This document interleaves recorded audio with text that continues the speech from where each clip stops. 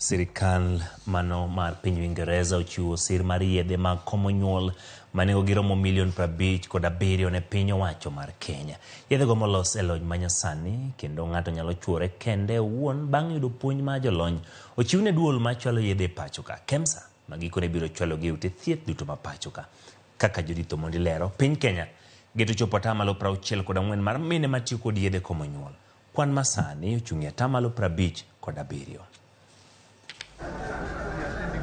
Lony lai mar komo nyuol medo dhi malo odiochieng' ka odiochieng' kendo jolony e weche mag thieth pod medo yango yore mamoko mag komo nyuol manyalo konyo mine e yo mayot kendo mapiyo.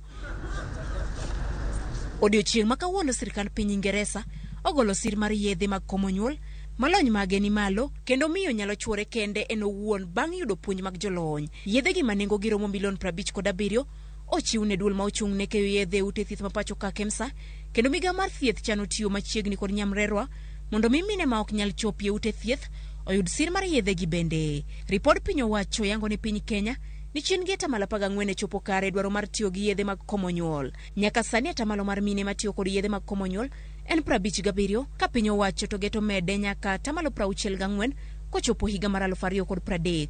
The impact of high force is profound and far-reaching. By averting unintended pregnancies, which Anders talked about, of nearly 42,000, maternal deaths of nearly 112, and unsafe abortions of more than 12,000 cases. We are not only safeguarding the health and well-being of our women, but also fostering socio-economic development and prosperity.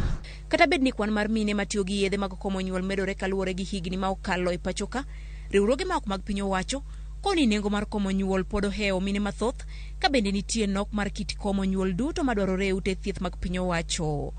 The UK remains a leader on family planning.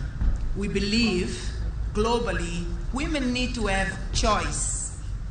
As a mother, as a woman, I want to decide when is the right time for me to have children and how many children I want. Numbers at national level actually does not show where the problems are. So I think while, yes, congratulations again, we need also to be aware that there are parts that actually are lagging behind. Sir mar yedhe gi geno ni dhiro Kenya nyime e chopo lek mar komo nyuol kochopo higa mar 2030.